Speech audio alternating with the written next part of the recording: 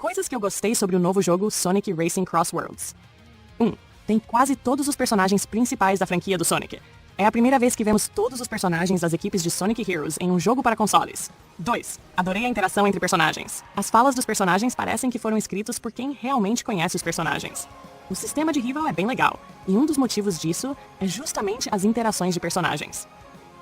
Adorei ver o Espio bravo com o Vector, porque no game anterior, o Vector veio sozinho para a corrida enquanto o Espio ficava cuidando do Charmy. É esse tipo de detalhe que nós fãs que sempre estamos acompanhando a série queremos ver. Também tem uma interação entre o Big e a Blaze. Essa interação é legal porque eles ambos são gatos. E o assunto da conversa é o Big querendo saber mais sobre o mundo da Blaze, já que o mundo dela é feito de água, e por isso deve ter muito lugar para pescar. E como essa é a coisa favorita do Big, lógico que ele quer visitar o mundo da Blaze. Amei ver a interação do Espio com o Knuckles, quando o Espio chama o Echidna Vermelho de velho amigo. Provavelmente uma referência ao jogo Knuckles Chaotix. Porém, nem todas as interações dos personagens são bem pensadas assim. O próprio Tails uma vez acha forçado o Eggpawn estar na corrida e querer ser rival do Tails. E eu acho que o Tails tem razão, sabe? O Eggpawn é um robô básico e genérico que apareceu em Sonic Heroes. Ou quando a Wave implica com o Espio só porque ele é ninja. 3. Amei o fato das Extreme Gears estarem de volta. Para quem não se lembra, as Extreme Gears são pranchas e outros veículos aéreos que aparecem em Sonic Riders. Aparentemente, só as pranchas chegaram em Sonic Cross Worlds. Não tem motos voadoras, nem patins e outros. Pelo menos não até onde eu consegui verificar. 4. Adorei o sistema de anéis. Pena que não traduziram o termo ring e que deixou a desejar. Mas depois eu falo sobre a tradução para o português brasileiro. Os rings têm um papel no jogo muito semelhante aos que eles têm em Sonic Riders, onde quanto mais rings você pega, mais o seu personagem acelera e maior fica a capacidade de velocidade máxima dele. Pena que não dá pra comprar itens com os anéis. Ia ser legal se tivesse uma espécie de mercado negro com o Shao Trambiqueiro vendendo coisas, ao invés de tudo se resumir aos cupons do Dompa que você ganha só quando vence as corridas.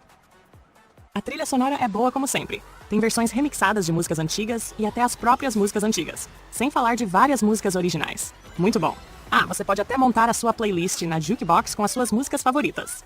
6. Eu não ligo muito pro sistema de customização de carro, pois no meio do calor da corrida não dá pra ficar perdendo tempo apreciando o quão bonito e customizado é o seu carro. Mesmo assim, eu fiz algumas versões adesivadas de alguns carros.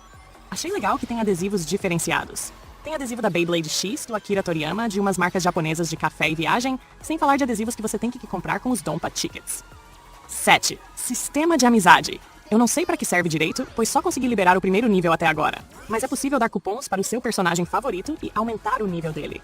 O que isso implica? Não sei ao certo. Acho que os status dele para a corrida crescem e você ganha coisas relacionadas a esse personagem, como títulos e afins. Seria bom se desse para desbloquear essas coisas usando rings ou outra coisa sem ser os Dompa Tickets. Ia diminuir um pouco a quantidade de grind. 8. Caramba! Tem um modo corrida de Shao. Tem não é uma grande coisa, é só uma ilustração do Shao correndo por cenários enquanto uma barra mostra os desafios que você fez no jogo. Não é lá grande coisa, mas enfim. Pelo menos eles se lembraram do Shao, das corridas do Shao e do Shao Adventure e Shao Garden. Cara, ia ser massa se desse pra criar um Shao pra poder correr no próprio jogo. Sei que tá meio longe de acontecer, mas pelo menos incluíram os Shao no jogo. Aí sim. 9. O sistema de mudar de mundo durante a corrida é muito legal. Dá pra jogar a mesma pista, mas ter experiências diferentes várias vezes graças ao anel transportador aleatório. 10. O modo Race Park é legal. Tem vários estilos de corrida diferentes e você não é obrigado a jogar em todos eles para fazer as missões para liberar corredores baseados em IA. É possível liberar versões dos personagens feitas de IA criadas pelo Don Dompa. Elas parecem as versões metálicas dos personagens lá de Sonic Heroes. Não joguei com essas versões ainda, mas parecem simplesmente serem skins alternativas para os personagens comuns, só que sem falas. Um detalhe legal, e gostei da referência ao Sonic Heroes, não só pelo toque metálico na skin, mas o fato que na missão para liberá-los, você libera a Tinky e a Team Rose tudo junto, ao invés de liberar personagem por personagem. É muito bom ver que ainda se lembram das equipes de Sonic Heroes. O jogo é lotado de referências e easter eggs. Considerando que tem pistas inspiradas em jogos antigos do Sonic, é óbvio que vão ter referências e easter eggs. Essas são as referências óbvias, mas tem umas que não são tão óbvias assim. Por exemplo, na pista de Apotos, tem bandeiras com as carinhas dos personagens. Essas bandeiras são as mesmas usadas em Mario & Sonic at the Olympic Games para Nintendo DS. Eu sei por que joguei esse jogo. No fim do jogo tem Coobot e Orbot assistindo os melhores momentos, e temos fotos dos personagens que remetem a cenas de jogos antigos do Sonic, como por exemplo os Chaotix na Ocean View, fazendo referência ao Sonic Heroes, Blaze e Silver no planeta Magma, fazendo referência ao Sonic 2006, Sonic e Shadow tretando na Radical Highway como na abertura de Sonic Adventure 2 e muitos mais. Adorei o fato de darem moral para um jogo meio esquecido como Sonic and the Secret Rings, colocando uma fase daquele jogo, mas acho que já fizeram isso só pra colocar dinossauros no jogo, que é algo bem na moda ultimamente. Outra referência obscura é o planeta Magma do jogo Galaxy Force 2. É um jogo de navinha meio esquecido do Mega Drive, e eu quando era criança tinha o Galaxy Force 1 para Master System, mas eu não gostava muito dele. Preferia jogar o Sonic que vinha na memória do Master System 3 compacto. Coisas que eu não gostei muito. 1. Tudo tem que ser liberado praticamente com os Dompa Tickets, exceto as missões que você faz no Race Park. Poxa, podia ter coisas que você libera com os rings, ou correndo de certo personagem contra certo personagem.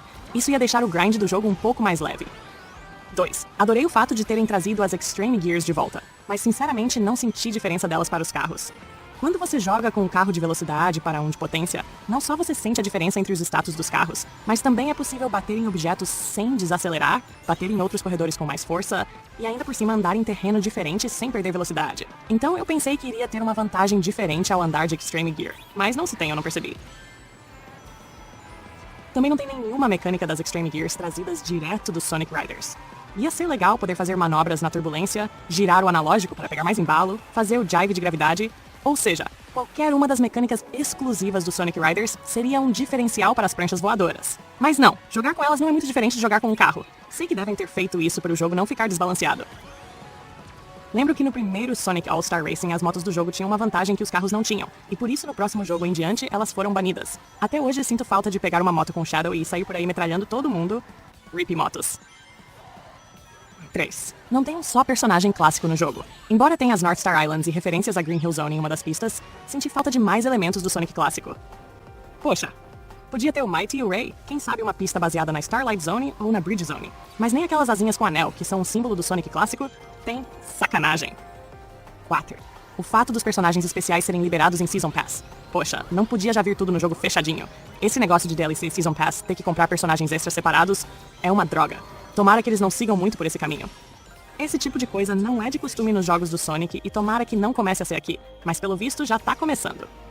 5. O modo de customização de carro, adesivos e afins é muito legal, mas se você parar pra pensar, é algo bobo. No meio da corrida não importa se o seu carro é bonito, o importante é ele ser bom, a não ser que tivesse um modo desfile de carros ou museu de carros. Aí sim dava pra apreciar a beleza dos carros. Quem sabe votar no carro mais customizado e legal e liberar mais coisas dentro do jogo sem ser por grind de corrida.